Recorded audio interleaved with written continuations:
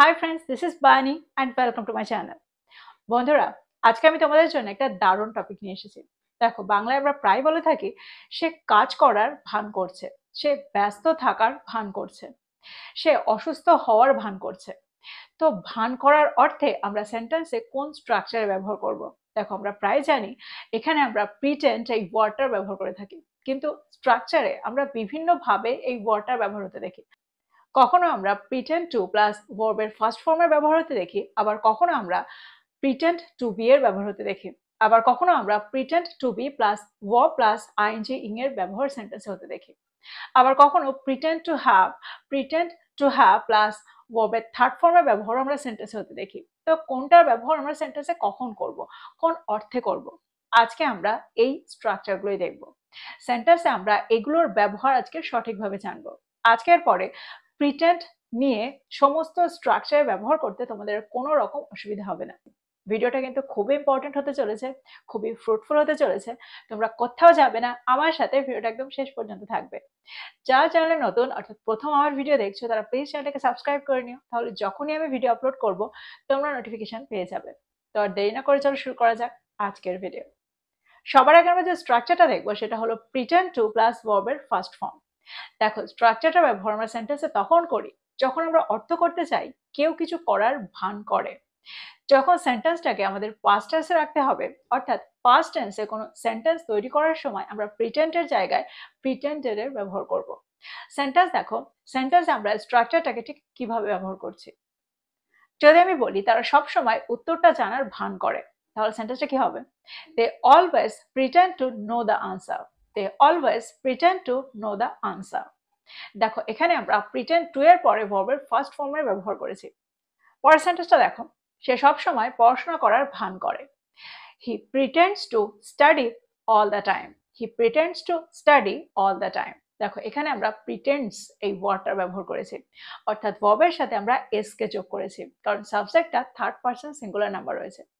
He pretends to study all the time, বা আমরা এটাও বলতে পারি he always pretends to study. Both are correct. আমরা দুটো সেন্টেন্সের ব্যবহার এই অর্থে করতে পারি। এবার যদি আমি বলি তারা উত্তরটা জানার ভান করেছিল, তাহলে সেন্টেন্সটা কি হবে? They pretended to know the answer. They pretended to know the answer. দেখো, এখানে আমরা প্রিটেন্ডেড এর ব্যবহার করেছি। দ্যাট মিনস প্রিটেন্ড এই ওয়ার্ডটার সেকেন্ড ফর্মের ব্যবহার আমরা সেন্টেন্সে করেছি, যেহেতু সেন্টেন্সটা পাস্ট টেন্সে রয়েছে। পরের সেন্টেন্সটা দেখো, সে তাকে উপেক্ষা করার ভান করেছিল। সেন্টেন্সটা কি হবে? She pretended to ignore him. She pretended to ignore him. এবার যদি আমি বলি সে তাকে উপেক্ষা করার ভান করছে, তাহলে সেন্টেন্সটা কি হবে? She is pretending to ignore him. She is pretending to ignore him. যদি আমি বলি সে কাউকে ফোন করার ভান করছে, তাহলে সেন্টেন্সটা কি হবে? He is pretending বা she is pretending to call someone. She is pretending to call someone. এবার যদি আমি বলি সে কাউকে ফোন করার ভান করছিল, অর্থাৎ সেন্টেন্সটাকে আমরা পাস্ট টেন্সে রাখার চেষ্টা করছি, তাহলে সেন্টেন্সটা কি হবে? She was pretending to call someone. She was pretending to call someone. সে তাকে উপেক্ষা করার ভান করছিল, তাহলে সেন্টেন্সটা কি হবে? She was বা he was pretending to ignore him. তোমরা বুঝতে পারছো সেন্টেন্সে আমরা স্ট্রাকচারটাকে কি করে ব্যবহার করছি, প্রিটেন্ড টু প্লাস ভার্বের ফার্স্ট ফর্মের ব্যবহার আমরা কিভাবে করছি। এবার আমরা দেখব পরের স্ট্রাকচারটা। পরের স্ট্রাকচারটা হলো pretend to B.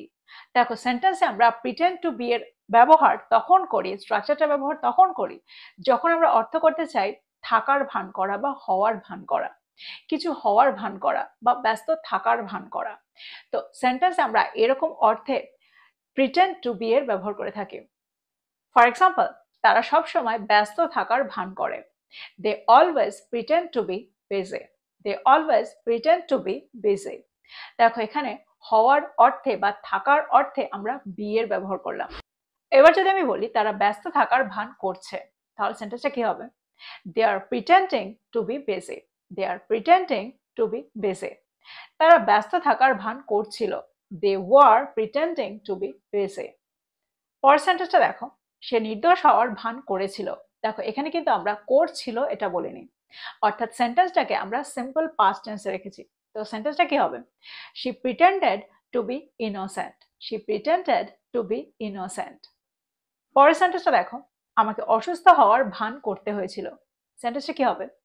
I had to pretend to be sick. I had to pretend to be sick. এবার যদি আমি বলি সে অসুস্থ হওয়ার ভান করেছিল, তাহলে সেন্টেন্সটা কি হবে? She pretended to be sick. She pretended to be sick. পরের সেন্টেন্সে দেখো, বন্ধু হওয়ার ভান করো না।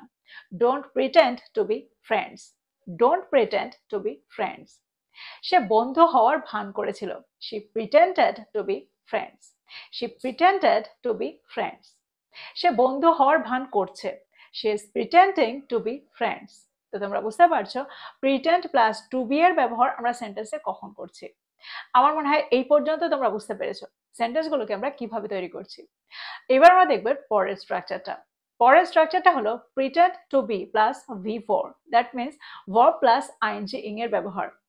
দেখো সেন্টেন্সে আমরা স্ট্রাকচারটা ব্যবহার তখন করি যখন আমরা অর্থ করতে চাই কোনো কিছু করছে, কোনো কাজ কন্টিনিউ আছে, এটার ভান করা হচ্ছে। অর্থাৎ আমি এটা করার ভান করছি, আমি কাজটা করছি বলে ভান করছি, এরকম অর্থে আমরা সেন্টেন্সের স্ট্রাকচারটা ব্যবহার করব। এক্সাম্পল দেখো, আমি কাজ করছি বলে ভান করি। I pretend to be working. I pretend to be working. আমি কাজ করছি বলে ভান করি। দেখো আমরা কিন্তু এখানে ভান করি এটা বলছি, ভান করছি এটা কিন্তু বলিনি। যদি আমি বলি আমি কাজ করছি বলে ভান করছি, তাহলে সেন্টেন্সটা কি হবে? I'm pretending to be working. তো সেন্টেন্সের অর্থ বুঝে আমাদের সেন্টেন্সটাকে তৈরি করতে হবে। পরের সেন্টেন্সটা দেখো, যদি আমি বলি সে কাউকে ফোন করছে বলে ভান করে, তাহলে সেন্টেন্সটা কি হবে? He pretends to be calling someone. He pretends to be calling someone. যদি আমি বলি সে কাউকে ফোন করছে বলে ভান করছে, তাহলে সেন্টেন্সটা কি হবে? He is pretending to be calling someone. এবার যদি আমি বলি সে কাউকে ফোন করছে বলে ভান করেছিল, তাহলে সেন্টেন্সটা কি হবে? He pretended to be calling someone. He pretended to be calling someone. পরের সেন্টেন্সটা দেখো, তারা পার্টিটা উপভোগ করছে বলে ভান করেছিল। They pretended to be enjoying the party. They pretended to be enjoying the party.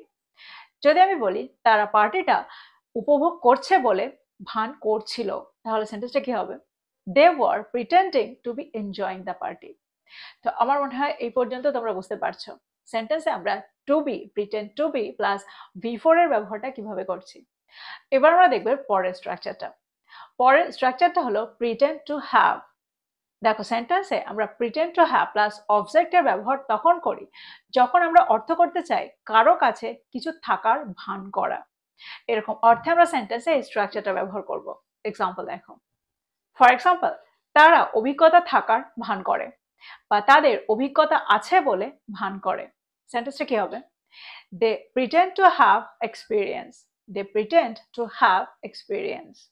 পরের সেন্টেন্সে দেখো, সে টাকা না থাকার ভান করে। He pretends to have no money. He pretends to have no money. পরের সেন্টেন্সটা দেখো, অনেক অভিজ্ঞতা থাকার ভান করো না। Don't pretend to have a lot of experience. Don't pretend to have a lot of experience. পরের সেন্টেন্সটা দেখো, তার কাছে একটা পরিকল্পনা আছে বলে ভান করেছিল। He pretended to have a plan. He pretended to have a plan. যদি আমি বলি তারা একটা সমস্যা থাকার ভান করেছিল বা তাদের একটা সমস্যা আছে বলে তারা ভান করেছিল, সেন্টেন্সটা কি হবে? They pretended to have a problem. They pretended to have a problem. তো তোমরা বুঝতে পারছো প্রিটেন্ডেড বা প্রিটেন্ড টু হ্যাভ প্লাস অবজেক্টের ব্যবহার আমরা সেন্টেন্সে কোন অর্থে করছি। কারো কাছে কোনো কিছু আছে বলে সে ভান করছে বা ভান করে, ভান করেছিল, এরকম অর্থে আমরা সেন্টেন্সের স্ট্রাকচারটা ব্যবহার করছি। এবার আমরা দেখব পরের স্ট্রাকচারটা। দেখো আমরা সেন্টেন্সে pretend to have plus V3 এর ব্যবহারও হতে দেখি। তো সেন্টেন্সে আমরা এই স্ট্রাকচারটা ব্যবহার কখন করব? দেখো সেন্টেন্সে আমরা স্ট্রাকচারটা ব্যবহার তখন করব যখন আমরা অর্থ করতে চাইবো কেউ কিছু করেছে বলে ভান করে বা কোনো কাজ হয়ে গেছে বলে ভান করা। কোনো সেন্টেন্সে যখন আমরা প্রেজেন্ট পারফেক্ট টেন্সের অর্থ করতে চাইবো, অর্থাৎ কোনো কিছু হয়ে গেছে, কেউ কিছু বলেছে, কেউ কিছু দিয়েছে, ম্যাচটা জিতে গেছে, অর্থাৎ এরকম অর্থ আসে, তখন আমরা সেন্টেন্সে স্ট্রাকচারটা ব্যবহার করব। অর্থাৎ কিছু হয়ে গেছে বলে ভান করার অর্থে আমরা সেন্টেন্সে এই স্ট্রাকচারটা ব্যবহার করব। এক্সাম্পল দেখো, যদি আমি বলি সে সবকিছু ভুলে গেছে বলে ভান করে, তাহলে সেন্টেন্সটা কি হবে? He pretends to have forgotten everything, বা আমরা এটাও বলতে পারি he pretends to have forgot everything.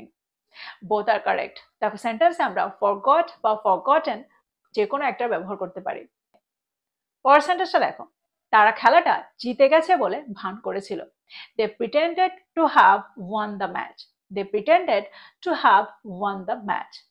দেখো জিতে গেছে, অর্থাৎ সেন্টেন্সে আমরা হ্যাভ প্লাস V3 এর ব্যবহার সেন্টেন্সে করছি। তো এই স্ট্রাকচারটার ব্যবহার আমরা পারফেক্ট টেন্সেই করে থাকি। তো সেন্টেন্সের অর্থটা যখন হয়ে গেছে এরকমটা ভান করা বোঝাবো, তখন আমরা সেন্টেন্সের স্ট্রাকচারটা ব্যবহার করছি। আরো একটা এক্সাম্পল দেখো, সে ঘটনাটা ভুলে গেছে বলে ভান করেছিল। She pretended to have forgot the incident, বা she pretended to have forgotten the incident। তো তোমরা বুঝতে পারছো এই ধরনের সেন্টেন্স আমরা কোন অর্থে তৈরি করছি। তো এই ছিল প্রিটেন্ড দিয়ে কিছু স্ট্রাকচার। আমার মনে হয় প্রত্যেকটা স্ট্রাকচারকে তোমরা বুঝতে পেরেছো। প্রত্যেকটা স্ট্রাকচার দিয়ে আমরা যে সেন্টেন্সগুলো তৈরি করলাম সেগুলোকে নোট ডাউন করো, স্ট্রাকচারগুলোকে নোট ডাউন করো, আরো নতুন সেন্টেন্স তৈরি করো, আর সেগুলোকে তোমাদের প্রতিদিনের কনভারসেশনে ব্যবহার করো। কোথাও কিছু বুঝতে অসুবিধা থাকলে আমাকে কমেন্ট বক্সে কমেন্ট করে জানাও, আমি সেখানে তোমাদেরকে ক্লিয়ার করার চেষ্টা করব। তো এই ছিল আজকের ভিডিও, এই ছিল আজকের টপিক। ভিডিওটা ভালো লাগলে লাইক করতে ভুলে যেও না, বন্ধুদেরকে শেয়ার করো যারা ইংরেজি শিখছে। So this is all about today. I will be back with another video. Till then, take care. Thank you for watching this video. Bye bye.